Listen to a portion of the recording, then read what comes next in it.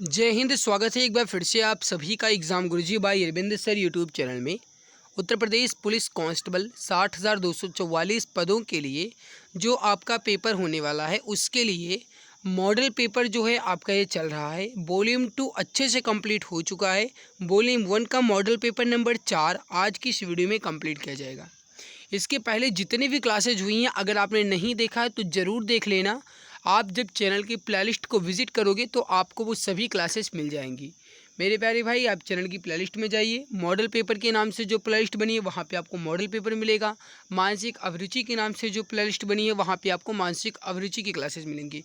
देखिए, मैं आपको एक बात बता दूँ कि आपका जो मेंटल एप्टीट्यूड है या जो मानसिक अभिरुचि है इससे सवाल पूछे जा रहे हैं और बहुत मित्र के कमेंट्स आए कि सर इसके टॉपिक्स को जो भी टॉपिक दिया गया है सिलेबस में सारे टॉपिक वाइज कंप्लीट करवा दीजिए। तो अपनी वो क्लास है वो जो आराम से बेहतरीन तरीके से चल रही है, जिसमें आपका जनहित ये कंप्लीट हो चुका है, आपकी पुलिस प्रणाली ये कंप्लीट हो चुका है, अपराध नियंत्रण ये भी कंप्लीट हो गया है, सांप्रदायिक सौहार्द जो है आपका ये भी कंप्लीट हो गया है, और जो कानून व्यवस्था कुछ नाम के एक था वो वाला आपका जो है ये भी कंप्लीट हो चुका है। मतलब 4-5 टॉपिक आपके कंप्लीट हो चुके हैं और 4-5 टॉपिक आपका बचा है। उसके बाद आपका जो मानसिक अभिरुचि है वो अच्छे से कंप्लीट हो जाएगा। फिर आपको मेंटल एप्टीट्यूड से संबंधित कोई भी डाउट नहीं रहेगा। फिलहाल चलिए आज के इस मॉडल पेपर की शुरुआत करते हैं। Volume number 1 Uttar Pradesh police constable re exam volume number 1 model paper number 4 का पहला सवाल आपके सामने है कि बंगाल की खाड़ी के तट पर कोणार्क का मंदिर कब बनवाया गया था। देखिए, कोणार्क का मंदिर जो है बंगाल की खाड़ी के तट पर कब बनवाया गया था। राइट उत्तर होगा 13वीं सदी में। ऑप्शन बी करेक्ट आंसर हो जाएगा। अगला सवाल है आपके सामने, पटाखा किस देश की मुद्रा है। सही आंसर क्या हो जाएगा। पटाखा किस देश की मुद्रा है। सही आंसर हो जाएगा आपका, ये हो जाएगा फर्स्ट ऑप्शन मकाऊ। पटाखा जो है मकाऊ की मुद्रा है। ऑप्शन ए करेक्ट आंसर आपका हो जाएगा। तो ध्यान रखिएगा, पटाखा जो है किस देश की मुद्रा है। राइट आंसर जो हो जाएगा आपका ये हो जाएगा ऑप्शन नंबर ए मकाऊ।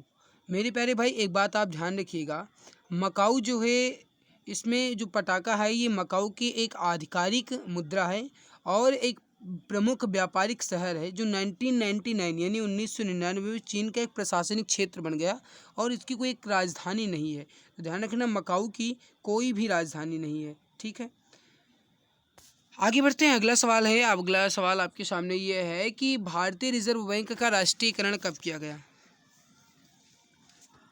भारतीय रिजर्व बैंक का राष्ट्रीयकरण कब किया गया।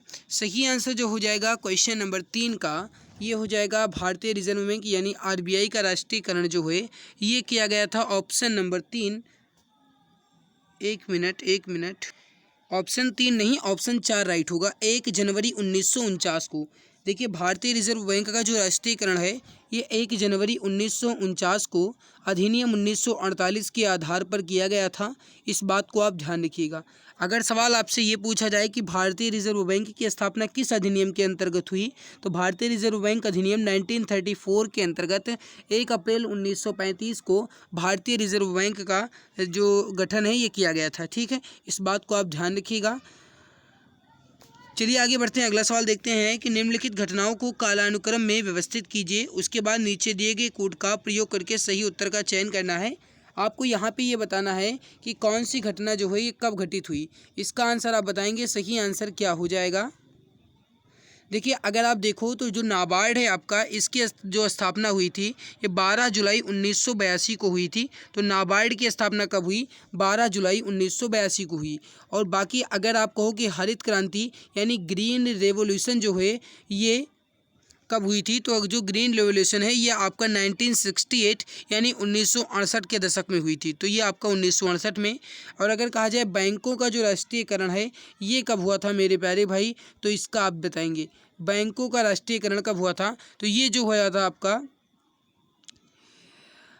1969 में हुआ था। तो ये आपका 1969 में हुआ था। तो अगर कहा जाए जो कालानुक्रम के अनुसार, तो सबसे पहले आपका आएगा हरित क्रांति का प्रारंभ, यानी पहले आएगा आपका 2, तो यहाँ पे ये ऑप्शन तो पहले कट गया।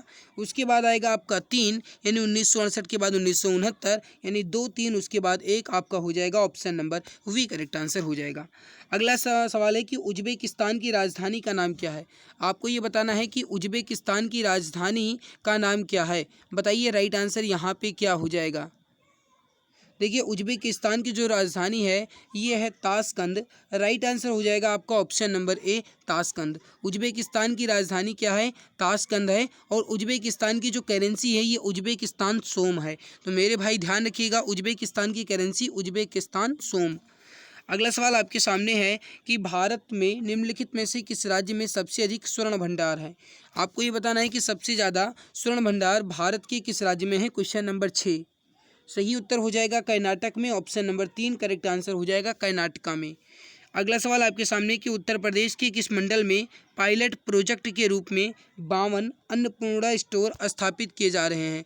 इसका आंसर आप बताएंगे। सही आंसर क्या हो जाएगा। उत्तर प्रदेश के किस मंडल में पायलट प्रोजेक्ट के रूप में 52 अन्नपूर्णा स्टोर स्थापित किए जा रहे हैं। राइट उत्तर हो जाएगा बस्ती मंडल में। ऑप्शन नंबर 3 करेक्ट आंसर हो जाएगा बस्ती मंडल में। अगला है कि निम्नलिखित में से कौन सा देश विषुवत रेखा पर स्थित नहीं। तो थोड़ा सा समझने की कोशिश कीजिएगा। हमसे सवाल क्या पूछा गया है कि निम्नलिखित में से कौन सा विषुवत रेखा पर स्थित देश नहीं है। देखो गैबॉन आपका ये भी विषुवत रेखा पर है, और इसमें जो सेनेगल है आपका ये विषुवत रेखा पर। फिर देखते हैं कांगो जो है आपका ये भी विषुवत रेखा पर है, केन्या भी है। सेनेगल जो है आपका ये विषुवत रेखा पर नहीं है, इसको आप ध्यान रखिएगा। राइट आंसर जो हो जाएगा आपका ये हो जाएगा ऑप्शन नंबर वी।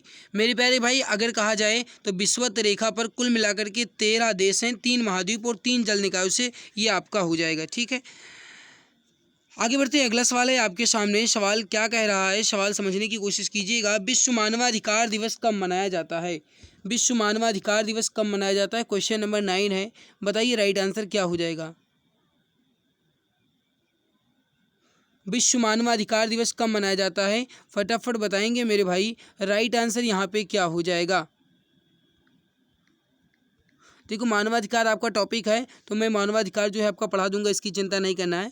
देखिए राइट आंसर हो जाएगा आपका ऑप्शन नंबर बी 10 दिसंबर को विश्व मानवाधिकार दिवस जो है 10 दिसंबर को मनाया जाता है। और अगर कहा जाए तो मानवाधिकार के सार्वभौमिक घोषणा जो है ये 10 दिसंबर 1948 यानी 1948 को संयुक्त राष्ट्र महासभा के अंगीकरण और उद्घोषणा के सम्मान करने के लिए इसका चयन किया गया था। तो 1948 में इसका चयन किया गया था। और मेरे प्यारे भाई अगर आपसे पूछा जाए भारत में मानवाधिकार की जो स्थापना है ये कब हुई, तो ये 10 दिसंबर 1948 को ही हुई थी। इसको भी आप ध्यान रखिएगा। ठीक है, चलिए आगे बढ़ते हैं। अगला सवाल है आपके सामने कि जटिल खाद्य पदार्थों की सहायता से सरल खाद्य पदार्थों में विघटित हो जाते हैं। आपको ये बताना है कि जटिल खाद्य पदार्थों की सहायता से जो सरल खाद्य पदार्थ हैं इसमें विघटित हो जाते हैं क्या। क्वेश्चन नंबर 10 है। राइट आंसर हो जाएगा आपका ये हो जाएगा यहाँ पे ऑप्शन नंबर, सही आंसर जो हो जाएगा क्वेश्चन नंबर 10 का ये हो जाएगा enzymes. Option number 3 correct answer आपका हो जाएगा। अगला सवाल है कि में स्थित कंचनजंगा भारत की सबसे ऊंची चोटी है। आपको बताना है कि इसमें से कंचनजंगा जो है ये कहाँ पे है। मेरे प्यारे भाई इंपॉर्टेंट सवाल है, बताइए राइट आंसर यहाँ पे क्या हो जाएगा।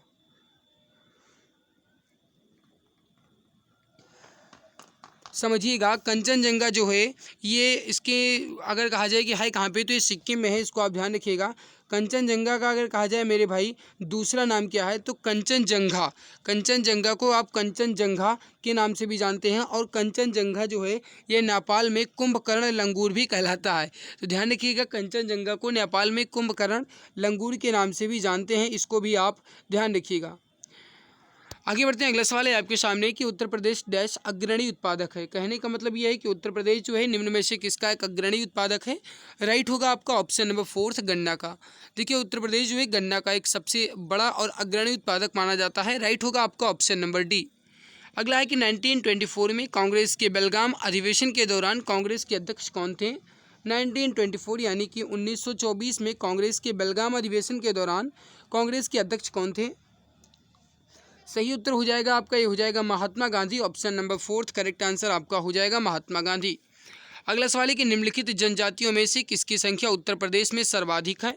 आपको बताना है कि उत्तर प्रदेश में सबसे अधिक जनजातियां कौन सी हैं। क्वेश्चन नंबर 14 है। राइट आंसर हो जाएगा थारू जनजातियाँ हैं, option number second correct answer हो जाएगा थारू जनजातियाँ। अगला सवाल है आपके सामने कि किसी कर्मचारी के क्रेडेंशियल्स का उपयोग करके नेटवर्क तक पहुंच प्राप्त करने का प्रयास एथिकल हैकिंग का कौन सा मोड कहलाता है। ये जो है एथिकल हैकिंग का कौन सा मोड कहलाता है।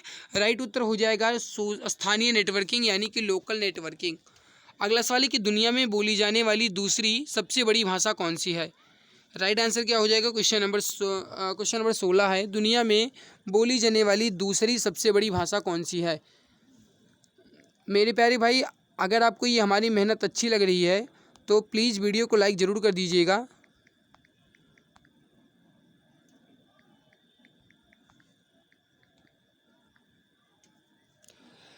देखिए, सबसे ज़्यादा अगर कहा जाए मेरे प्यारे भाई तो नंबर 1 पे आती है अंग्रेजी, और अगर कहा जाए दूसरे नंबर पे तो देखो दुनिया में अगर सबसे ज़्यादा बोलने वाला है कोई तो वो है अंग्रेजी, और दूसरे नंबर पे जो है वो है चीन की मंदारिन। तो ये जो है आपकी चीन की मंदारिन, जिसे मैंड्रिन भाषा भी कहा जाता है, ये दूसरे नंबर पर आती है। राइट उत्तर हो जाएगा आपका यहाँ पे ऑप्शन नंबर 1 जो है ये करेक्ट आंसर आपका हो जाएगा। और अगर कहा जाए हिंदी जो है ये दुनिया में तीसरे नंबर पे बोली जाने वाली भाषा है। हिंदी जो है दुनिया में तीसरे नंबर पे बोली जाने वाली भाषा है। अगला सवाल है कि इनमें से कौन सा भारत के संविधान के निम्नलिखित अनुच्छेद 6 से 14 वर्ष तक के आयु वर्ग के बच्चों के लिए निःशुल्क और अनिवार्य शिक्षा के अधिकार से संबंधित है। क्वेश्चन नंबर 17 है, बताइए सही आंसर यहाँ पे क्या हो जाएगा। राइट उत्तर जो हो जाएगा आपका ये हो जाएगा आर्टिकल 21 का ए, ऑप्शन ए करेक्ट आंसर हो जाएगा। आर्टिकल 21 का ए, ऑप्शन ए करेक्ट आंसर आपका हो जाएगा। अगला सवाल है कि नाट्य शास्त्र पुस्तक भारत के शास्त्रीय नृत्य पर किसके द्वारा लिखी गई। कहने का मतलब यह है कि नाट्य शास्त्र पुस्तक जो है किसने लिखा। क्वेश्चन नंबर 18 राइट हो जाएगा भरत मुनि ने, ऑप्शन नंबर 3 करेक्ट आंसर हो जाएगा। भरत मुनि के द्वारा नाट्य शास्त्र जो पुस्तक है ये शास्त्रीय नृत्य पर लिखी गई, इसको आप ध्यान रखिएगा। राइट हो जाएगा आपको ऑप्शन नंबर 3 भरत मुनि। अगला है 2011 की जनगणना के अनुसार भारत का दूसरा सबसे अधिक जनसंख्या वाला शहर कौन सा है। सही आंसर हो जाएगा क्वेश्चन नंबर 19 का, ये हो जाएगा आपका जो दूसरा सबसे अधिक जनसंख्या वाला शहर है यह है ऑप्शन नंबर 4 दिल्ली। नंबर 1 पे महाराष्ट्र आता है, दूसरे नंबर पे आपका दिल्ली आता है। तो राइट होगा आपका ऑप्शन नंबर 4। अगला है डैश ने दलित समुदाय के अधिकारियों के लिए संघर्ष किया। आपको बताना है कि इसमें से किसने दलित समुदाय के अधिकारियों के लिए संघर्ष किया।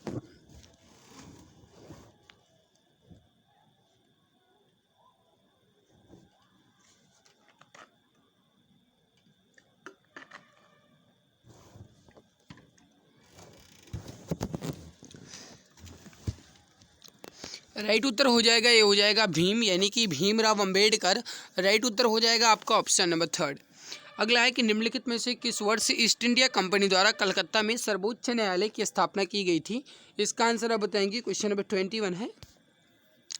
राइट हो जाएगा 1773 में सर्वोच्च न्यायालय की स्थापना जो है 1773 में की गई थी। करेक्ट आंसर हो जाएगा आपका यहाँ पे ऑप्शन नंबर 4। अगला सवाल आपके सामने है। सवाल क्या कह रहा है कि भारतीय संविधान में मूल कर्तव्यों को किस संविधान संशोधन के द्वारा जोड़ा गया था। देखिए, मूल कर्तव्य जो है ये रूस के संविधान से लिया गया है, इसको आप ध्यान रखिएगा।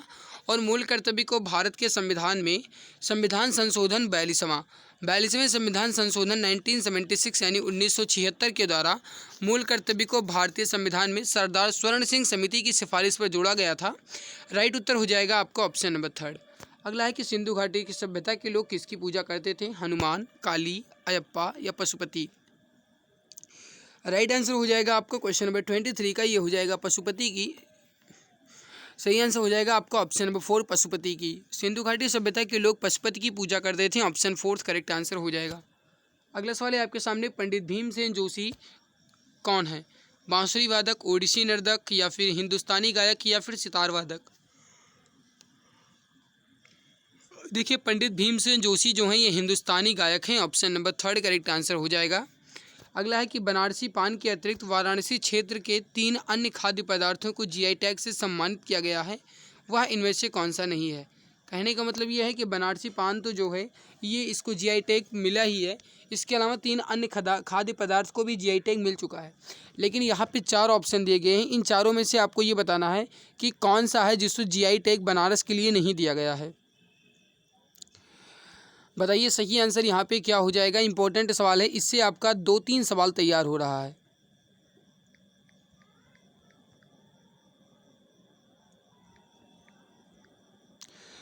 समझिएगा मेरे प्यारे भाई, सवाल जो है आपका ये इम्पोर्टेंट है। अब देखिए थोड़ा सा समझिएगा। राइट होगा बनारसी लंगड़ा आम, इसको भी जीआई टैग मिल चुका है। बनारसी पान को भी जीआई टैग मिल चुका है। बनारसी मिष्ठानम, इसको भी जीआई टैग मिल चुका है। रामनगर भाटा या फिर बैगन, इसको भी जीआई टैग मिल चुका है। इसके अलावा बनारस में एक तिरंगा बर्फ़ी आई है मेरे भाई, उसको भी जीआई टैग मिल चुका है। तो बनारस में जो तिरंगा बर्फ़ी आई है इसको भी जीआई टैग मिल चुका है। बाकी अगर यहाँ पे कहा जाए जो आपका ऑप्शन नंबर 4 दिया गया है आदम चीनी चावल, इसको जीआई टैग उत्तर प्रदेश के बनारसी पान, लंगड़ा और रावत भाटा इन सबको मिला है। लेकिन जो यहाँ पे आपका ऑप्शन नंबर 4 दिया गया है, तो ये जो आदम चीनी चावल है ये बनारस नहीं, ये जो है चंदौली का है। राइट होगा 4th ऑप्शन। अगला है कि उत्तर प्रदेश में कौन सबसे अल्प समय तक मुख्यमंत्री के पद पर रहे। आपको बताना है कि सबसे कम समय तक मुख्यमंत्री के पद पर कौन रहे। क्वेश्चन नंबर 26 है। राइट आंसर यहाँ पे क्या हो जाएगा? सही आंसर हो जाएगा, ये हो जाएगा त्रिभुवन नारायण सिंह। करेक्ट आंसर हो जाएगा आपका ऑप्शन नंबर 3 त्रिभुवन नारायण सिंह। देखिए उत्तर प्रदेश में सबसे कम समय तक जो मुख्यमंत्री के पद पर रहने वाले हैं वो कौन है? त्रिभुवन नारायण सिंह। तो इसको आप ध्यान रखिएगा, आपसे ये सवाल जो है ये पूछा जा सकता है।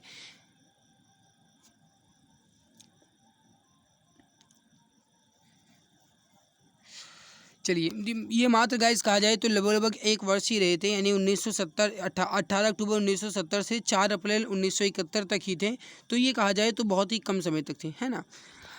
अगला सवाल है आपके सामने। उत्तर प्रदेश में 1857 की क्रांति का आरंभ सबसे पहले किस नगर में हुआ था?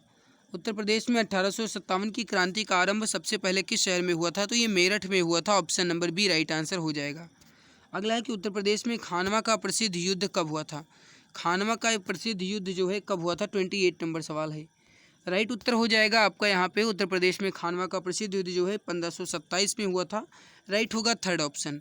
अगला है कि इनमें से भारतीय राज्य में कभी भी राष्ट्रपति शासन लागू नहीं हुआ। आपको ये बताना है कि इसमें से किस राज्य में राष्ट्रपति शासन कभी भी लागू नहीं हुआ। 29 नंबर सवाल है। देखिए यहाँ पे तमिलनाडु, उत्तराखंड और झारखंड इसमें राष्ट्रपति शासन लग चुका है, लेकिन दिया गया छत्तीसगढ़ इसमें राष्ट्रपति शासन अभी तक नहीं लगा है। तो राइट उत्तर जो हो जाएगा आपका ये हो जाएगा 4th ऑप्शन। अगला है कि भारतीय भूवैज्ञानिक सर्वेक्षण का मुख्यालय कहाँ स्थित है? Question number 30।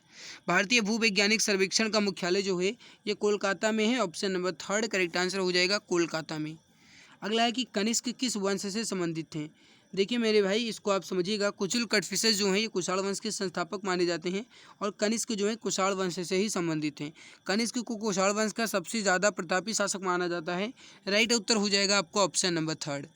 अगला सवाल है कि मानव विकास सूचकांक रिपोर्ट 2023 के अनुसार भारत का स्थान कौन सा है? मानव विकास सूचकांक रिपोर्ट यानी ह्यूमन डेवलपमेंट इंडेक्स रिपोर्ट 2023 के अनुसार भारत की पोजीशन कौन सी है? राइट उत्तर जो हो जाएगा ये हो जाएगा ऑप्शन नंबर बी 132वीं। ऑप्शन बी करेक्ट आंसर हो जाएगा।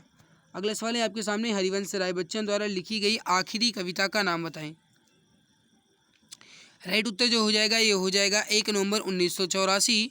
करेक्ट उत्तर जो हो जाएगा आपका ये हो जाएगा ऑप्शन नंबर ए। अगला सवाल है इसमें से कि किसी भी विधेयक को धन विधेयक घोषित करने का निर्णय कौन लेते हैं? यानी कि कोई भी विधेयक धन विधेयक है या फिर नहीं, इसका निर्णय कौन लेगा? 34 नंबर सवाल है। राइट हो जाएगा लोकसभा स्पीकर यानी लोकसभा के अध्यक्ष। सही उत्तर हो जाएगा आपका option number 4। Option 4 correct answer होगा।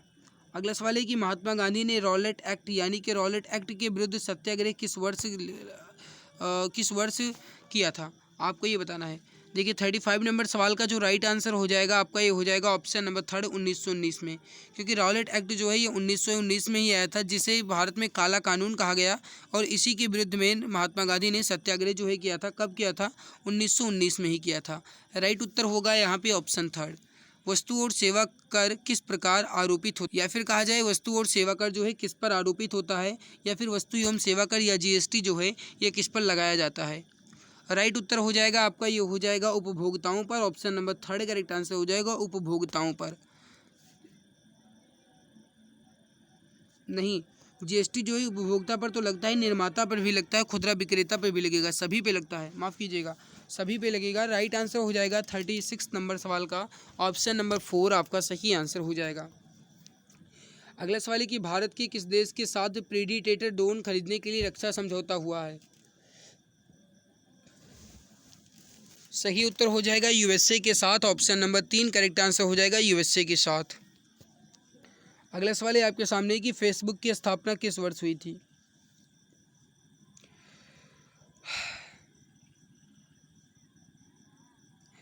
देखिए समझिएगा, फेसबुक की स्थापना जो है किस वर्ष हुई थी, ये सवाल आपसे पूछा गया है। राइट उत्तर हो जाएगा 38 नंबर सवाल का, ये हो जाएगा 2004 में। ऑप्शन नंबर 3 करेक्ट आंसर हो जाएगा।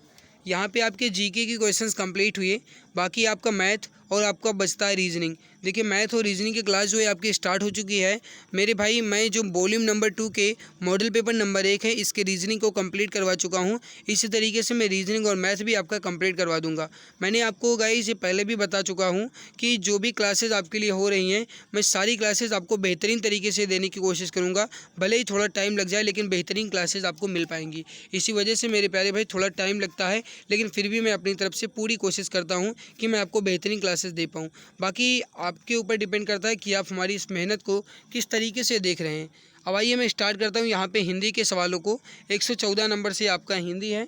कह रहा है कि अल्प प्राण ध्वनियाँ स्पर्श व्यंजनों के वर्गीकरण में किस वर्ग से संबंधित हैं। अल्प प्राण ध्वनियाँ, अल्प प्राण ध्वनियाँ वह ध्वनियाँ होती हैं जिनके उच्चारण करते समय मुख से कम वायु निकले, उसे आप अल्प प्राण ध्वनियाँ कहेंगे। अल्प प्राण ध्वनि जो है ये होता है प्रत्येक वर्ग का पहला, तीसरा और पांचवा वर्ण। राइट होगा आपका ऑप्शन नंबर 3, प्रत्येक वर्ग का पहला, तीसरा और पांचवा वर्ण जो है ये अल्प प्राण होता है, जबकि दूसरा और चौथा जो है ये महाप्राण होता है। राइट उत्तर होगा आपका ऑप्शन नंबर 3, पहला, तीसरा, पांचवा।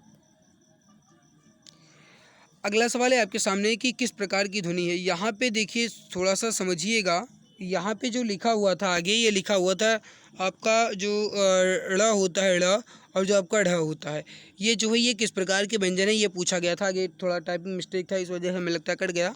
देखिए राइट होगा आपका ऑप्शन नंबर बी उत्क्षिप्त।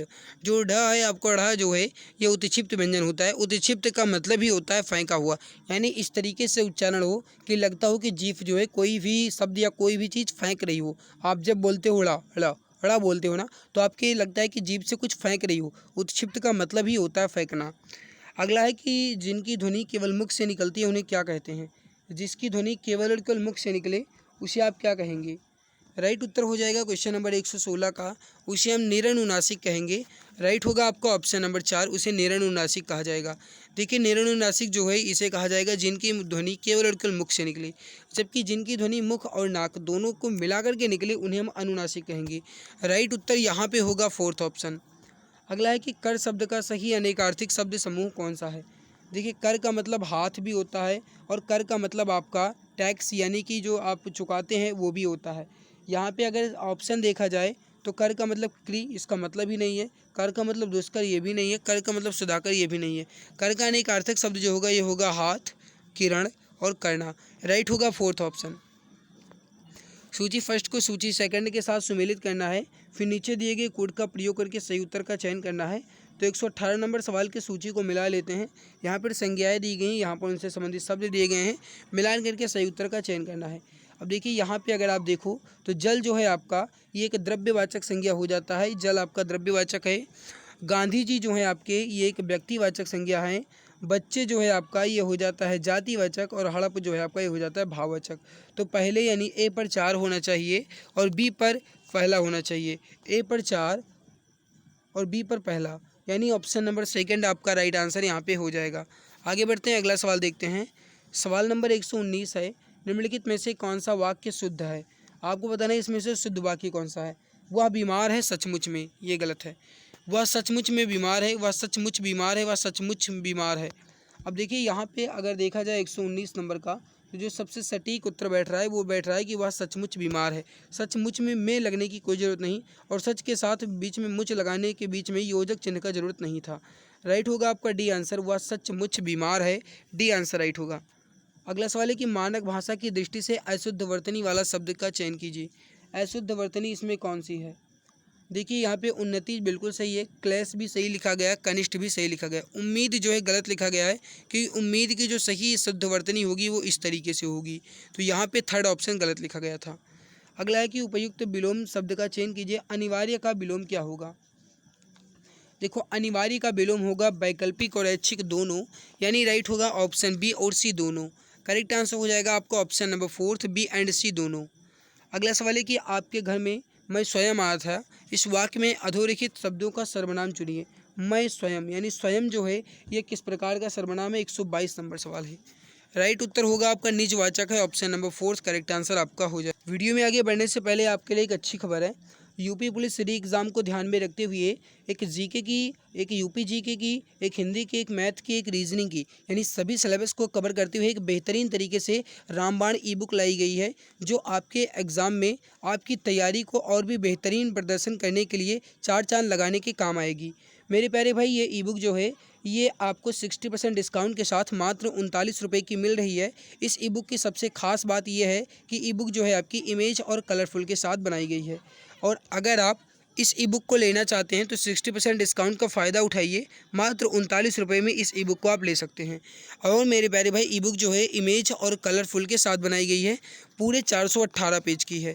अगर आपको लेना है तो आप इसे दिए गए व्हाट्सएप नंबर है 8948667652, इस पर आपको व्हाट्सएप करना है। यहाँ से आपको ये ई बुक मिल जाएगी। अगर आपको इसका डेमो पेज देखना है तो मैं आपको दिखा देता हूँ। देखिए, एक बार आप यहाँ पर इस ई बुक का डेमो पेज देख लीजिए, कितने बेहतरीन के तरीके से, कितने लाजवाब कंटेंट के साथ ये ई बुक आपके लिए तैयार की गई है। पूरे 418 पेज की है। ई बुक जो है इमेज कलरफुल के साथ है। गारंटी के साथ कहा जा सकता है कि अगर आप इस ई बुक को एक बार अच्छे से और मन लगा करके पढ़ लेते हो तो फिर आपको किसी के भी कोई कोर्स की ज़रूरत नहीं है। अगर है ज़रूरत तो केवल और केवल आपके समझने की और एक बार अच्छे से मन लगा करके पढ़ें। 60% डिस्काउंट का फ़ायदा उठाइए और मात्र 39 रुपये में इस ई बुक को ले जाइए। 8948667652 इस पर व्हाट्सएप कीजिएगा। यहाँ से आपको ये बुक मिल जाएगी, या आप इस दी गई UPI ID पूजा BCIT05 पर पेमेंट करके इस ई बुक को आसानी से ले सकते हैं। अब आइए हम सवाल को देखते हैं। सवाल आपसे क्या कह रहा था? सवाल जो है कह रहा था कि आपके घर में मैं स्वयं, इसमें निजवाचक है, ये मैंने बताया ही है। अगला है कि सरल या साधारण वाक्य किसे कहते हैं? सरल या फिर साधारण वाक्य किसे कहते हैं? जो छोटा हो उसे सरल या साधारण वाक्य कहेंगे? नहीं भाई, ऐसा नहीं है, ये कोई वाक्य नहीं हो सकता है। अगला देखिए, जिसका अर्थ सरलता से समझ में आ जाए? नहीं। जिसमें एक कर्ता और अनेक क्रिया हो? नहीं। जिसमें एक उद्देश्य और एक विधेय और एक ही क्रिया हो, उसे हम सरल वाक्य या साधारण वाक्य कहेंगे। राइट उत्तर होगा आपका ऑप्शन 4। अगला है कि रिक्त स्थान भरने के लिए सबसे उपयुक्त शब्द का चयन कीजिए। मेरे ऊपर परिवार के पालन पोषण का दायित्व, निर्वहन, आभार, आधार क्या है? समझिएगा, राइट उत्तर हो जाएगा आपका, ये हो जाएगा मेरे ऊपर परिवार के पालन पोषण का दायित्व है। राइट उत्तर होगा आपका ऑप्शन नंबर ए। अगला सवाल है कि बच्चा रो रहा है, इस वाक्य में क्रिया का कौन सा प्रकार है? बच्चा रो रहा है, नैकार्थक होगा नहीं, पूर्वकालिक होगा नहीं, और सकर्मक भी नहीं होगा। राइट होगा आपका ऑप्शन नंबर सेकंड, अकर्मक। बच्चा रो रहा है, इसमें अकर्मक क्रिया है, ऑप्शन बी करेक्ट आंसर हो जाएगा। सावधान का सही संधि विच्छेद क्या होगा? राइट उत्तर होगा 126 का, ये हो जाएगा ऑप्शन नंबर 4 सैधन अवधान। सावधान का सही जो संधि विच्छेद होगा सैधन अवधान होगा, ऑप्शन 4 राइट होगा। निम्नलिखित में से कौन सा शब्द स्त्रीलिंग नहीं है? इसमें आपको ये बताना है कि इसमें से कौन सा शब्द स्त्रीलिंग नहीं है। समझिएगा, यहाँ पे इच्छा जो है व्यक्त की जाती है, और झुरमुट जो है आपका ये पुल्लिंग है। झुरमुट जो है आपका ये पुल्लिंग है। अंत्येष्टि होती है, निराशा होती है। झुरमुट आपका पुल्लिंग है, बी ऑप्शन राइट होगा। आकलन शब्द के लिए इनमें से उपयुक्त पर्यायवाची शब्द कौन सा है? आकलन के लिए पर्यायवाची शब्द क्या है, यानी आकलन करना, इसका आंसर आप बताएंगे। राइट आंसर जो हो जाएगा ये हो जाएगा गणना, ऑप्शन नंबर 4 राइट आंसर हो जाएगा। अगला है कि इनमें से कौन सा शब्द तत्सम नहीं है? 129 है। राइट होगा आपका दीठ जो है तत्सम नहीं है, तद्भव है, ऑप्शन नंबर सेकंड राइट होगा। देखिए, दीपक जो है आपका दीप होता है, तिलक का टीका होता है, तैल का तेल होता है। अगला सवाल है कि करण कारक में बहुवचन में उत्तम पुरुष का उदाहरण कौन सा होगा? करण कारक में, वो भी बहुवचन में, और उत्तम पुरुष का उदाहरण कौन सा होगा? राइट होगा आपका ऑप्शन नंबर 4 हमसे, ऑप्शन नंबर 4 आपका राइट आंसर हो जाएगा। अगला सवाल क्वेश्चन नंबर 131 है, जो किए गए उपकारों को मानता हो उसे आप क्या कहेंगे? जो किए गए उपकारों को मानता हो उसे हम कृतज्ञ कहेंगे, option number B right answer हो जाएगा। और जो किए गए उपकारों को ना माने उसे हम कृतघ्न कहेंगे। राइट उत्तर होगा आपका सेकंड ऑप्शन। उसके द्वारा लिखा नहीं जा सकेगा, इसमें कौन सा वाच्य है? उसके द्वारा लिखा नहीं जा सकेगा, आप जानते ही हैं कि जिसमें असमर्थता दर्शाई जाए वहाँ पे भाववाच्य होता है, तो उसके द्वारा लिखा नहीं जा सकेगा, इसमें भाववाच्य है, ऑप्शन 3 राइट होगा। समारोह में आने वालों में से कुछ लोग वापस चले गए, वाक्य में कुछ लोग इसमें से कौन सा विशेषण है। कहने का मतलब है कि समारोह में आने वाले लोगों में से कुछ लोग वापस चले गए, इसमें कुछ लोग जो हैं ये क्या है, सार्वनामिक विशेषण, परिमाणवाचक विशेषण या फिर अनिश्चित संख्यावाचक विशेषण। राइट उत्तर होगा 133 का, ये हो जाएगा अनिश्चित संख्यावाचक विशेषण। करेक्ट आंसर हो जाएगा आपका ऑप्शन नंबर 3। यानी ये नहीं पता है कि कितने लोग बाहर गए हैं या कितने लोग वापस गए हैं, बस केवल को ये पता है कि हाँ गए हैं, उन्हें हम गिन सकते हैं, लेकिन अनिश्चित है, हम निश्चित नहीं कर सकते कि कितने लोग गए हैं। राइट उत्तर होगा आपका ऑप्शन नंबर 3। कबीरा सोई पीर है जे जाने पर पीर, जे पर पीर न जनाई, सॉरी, कबीरा सोई पीर है जे जाने पर पीर, जे पर पीर न जानई सो काफिर बेपीर। इसमें कौन सा अलंकार है, समझिएगा फिर से। कबीरा सोई पीर है जे जाने पर पीर, जे पर पीर न जानई सो काफिर बेपीर। इसमें अलंकार देखिए, पीर पीर शब्द कई बार आया है, सबका अर्थ अलग अलग है। राइट होगा आपको ऑप्शन नंबर 4 यमक। नेक्स्ट सवाल है आपके सामने कि निम्नलिखित में से कौन सा शब्द युग्म गलत है। 135 नंबर सवाल है, इसमें से कौन सा शब्द युग्म गलत है। देखो, चिड़िया का बहुवचन चिड़िया होता है, ठीक है। तिथि का तिथियां होता है, ठीक है। और नदी का नदियां होता है, ठीक है। लेकिन जनता का जनताएं नहीं होगा, क्योंकि जनता जो है खुद एक बहुवचन शब्द है। राइट उत्तर जो हो जाएगा आपका, ये हो जाएगा ऑप्शन नंबर 4। अगला सवाल है आपके सामने कि दिए गए शब्द युग्म के सही अर्थभेद का चयन कीजिए। 136 नंबर सवाल देखिए, सकृत का मतलब है विष्ठा और सकृत का मतलब है एक बार। राइट उत्तर होगा आपका option number 3। Option number 3 correct होगा। 8 आंसू रोना, इस मुहावरे का सही अर्थ क्या है। 8 आंसू रोना, इस मुहावरे का मतलब है कि बहुत अधिक विलाप करना, यानी बहुत ज़्यादा रोना। राइट उत्तर होगा आपका ऑप्शन नंबर 2, बहुत अधिक विलाप करना। अगला है कि मातृहंता में कौन सा समास है। 138 नंबर सवाल है, मातृहंता में जो है ये तत्पुरुष समास है। राइट आंसर हो जाएगा आपका, ये हो जाएगा ऑप्शन नंबर 4। मातृहंता में तत्पुरुष समास है, ऑप्शन 4 करेक्ट आंसर हो जाएगा। अगला सवाल है आपके सामने कि निम्नलिखित विकल्पों में से यौवन और गौरव किस तद्धित प्रत्यय के उदाहरण है। मोस्ट इंपॉर्टेंट सवाल है, एग्जाम में पूछा जा सकता है। यौवन और गौरव जो है तद्धित प्रत्यय के उदाहरण है, और वो भी भाववाचक तद्धित। राइट उत्तर होगा आपको ऑप्शन नंबर 1, भाववाचक तद्धित। मेरे भाई, अगर आपको ये लग रहा है कि मैं आपके लिए मेहनत कर रहा हूँ, और अगर आपके मन में ये गाइज है कि हाँ कोई आपके लिए मेहनत कर रहा है, जी जान शिद्दत लगा रहा है, आपके लिए अपना कीमती समय खर्च कर रहे हैं, तो मेरे भाई वीडियो को एक बार लाइक ज़रूर कर दिया करो। आप इतने स्वार्थी ना बनो, क्योंकि आप ये बात जानते हो कि लाइक करने से ना तो आपके बैंक अकाउंट से पैसे कटेंगे और ना ही आपका कोई नुकसान होगा। तो मेरे भाई, वीडियो को लाइक ज़रूर कर दिया करो, ये आपका दायित्व बनता है कि अगर मैं आपके लिए मेहनत कर रहा हूँ तो इसका एकमात्र कारण है कि मैं आपसे ऊर्जा चाहता हूँ। तो भाई, वीडियो को लाइक और चैनल को सब्सक्राइब जरूर कर दिया करो, ताकि मुझे थोड़ी सी ऊर्जा मिल पाए। क्योंकि आप एक बात जानते हो कि हमारे लिए जो मोटिवेशन का काम करता है वो है आपका एक लाइक। तो मेरे प्यारे भाई, वीडियो को लाइक और चैनल को सब्सक्राइब जरूर कर दिया करो।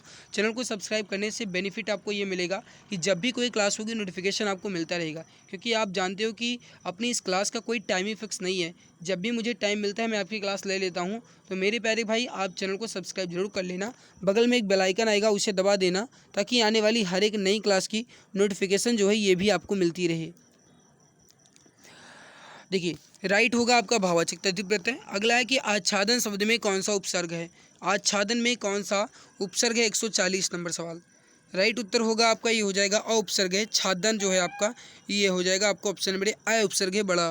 राइट होगा आपका 140 का ऑप्शन नंबर। नेक्स्ट सवाल आपके सामने 141 नंबर सवाल क्या कह रहा है कि रसोत्पत्ति में आश्रय की चेष्टाएं क्या कही जाती हैं। रसों की उत्पत्ति में आश्रय की चेष्टाएं क्या कही जाती हैं, 141 नंबर सवाल है। राइट आंसर हो जाएगा आपका, ये हो जाएगा ऑप्शन नंबर 3 अनुभाव। रसोत्पत्ति में आश्रय की चेष्टाओं को अनुभाव कहा जाता है, ऑप्शन 3 राइट होगा। 142 से 146 तक गद्यांश को पढ़ करके प्रश्नों का उत्तर के लिए दिए गए 4 विकल्पों में से उपयुक्त विकल्प का चयन करें। और गद्यांश जो है बहुत बड़ा गद्यांश नहीं है, तो मैं एक बार जल्दी से पढ़ देता हूँ। कई बार कृत्रिमता की चकाचौंध मनुष्य को मौलिकता के मार्ग से भटकाकर सत्य से दूर कर देती है। जो हार को हार मान लेता है वह उपलब्धियों के पायदान से सर्वथा के लिए नीचे गिर जाता है, लेकिन जो हार को हार न मानकर एक चुनौती मानता है वो अनिवार्यता लक्ष्य तक पहुंचने की क्षमता रखता है। हार जिसे हरा दे वह तो कायर है, जो उस हार से शिक्षा ले, उसे अपने पौरुष से परास्त कर दे, वह वास्तव में विजयी है। कर्मवीर सदैव आशावादी होता है, असफलता को वह हार नहीं मानता, बल्कि ईश्वर की ओर से आगे दिए जाने वाले दुर्लभ अवसर का पर्याय मानता है। कृत्रिमता मनुष्य की मोम की बनी मूर्ति के सदृश है और मौलिकता देहधारी चेतना युक्त मनुष्य की तरह है। कृत्रिमता का संबंध संसार से है, जबकि मौलिकता का ईश्वर से। कृत्रिमता बाँस की तरह खोखली एवं मौलिकता प्रभु की तरह दया है और अत्यंत आनंददायिनी है। इस संसार का सब कुछ कृत्रिम है, चाहे वह सुख हो, संबंध हो या उपलब्धियाँ। ईश्वर की हर रचना मौलिक है, वही मानव निर्मित सब कुछ ही काल की यात्रा के साथ क्षरणशील है। मानव का हर स्वार्थ केंद्रित कर्म पश्चाताप एवं दुख के साथ समाप्त होने के लिए बाध्य होता है, जबकि निष्काम भाव से किया गया कार्य समय आने पर अपने प्रभुत्व का परिचय देता है। इस दिए गए गद्यांश में कृत्रिमता का संबंध किससे बताया गया है? राइट उत्तर हो जाएगा 142 नंबर सवाल का ऑप्शन नंबर बी संसार से, ऑप्शन बी करेक्ट होगा। अगला 143 नंबर गद्यांश में दिए गए दुर्लभ का विलोम क्या होगा? दुर्लभ का विलोम जो होगा ये होगा सुलभ, ऑप्शन थर्ड राइट होगा। गद्यांश के अनुसार मौलिकता की तुलना किससे की गई है? 144 नंबर सवाल है। राइट आंसर हो जाएगा ईश्वर और मनुष्य से, ऑप्शन नंबर 4 करेक्ट आंसर हो जाएगा। हार को हार न मानकर एक चुनौती मानना किस प्रकार के मनुष्य की पहचान बताई गई है? हार को हार न मानकर एक चुनौती मानना ये बताया गया है आशावादी मनुष्य की पहचान, सेकंड ऑप्शन राइट होगा। सदृश्य का शाब्दिक अर्थ क्या है? सदृश्य का शाब्दिक अर्थ है अनुरूप, यानी उसके अनुरूप, ऑप्शन नंबर थर्ड राइट होगा। 147 नंबर सवाल है। हिंदी साहित्य अकादमी से पुरस्कृत रचना कल सुनना मुझे, कल यहाँ पे कल है, ये काल नहीं है, कल सुनना मुझे किसकी कीर्ति है, किसकी रचना है? राइट उत्तर होगा धूमिल की, ऑप्शन नंबर थर्ड राइट होगा। ठिठुरता हुआ गणतंत्र इस व्यंग्य संग्रह के व्यंग्यकार कौन है? राइट उत्तर होगा Harishankar Parsai, fourth option right होगा। अगला है कि नीचे दी गई रचनाएं किस कवि की हैं? चिदम्बरा, उत्तरा, काला और बूढ़ा चांद, पल्लव, ये सब किसकी रचनाएं हैं? राइट उत्तर होगा आपको option number A Sumitranandan Pant की।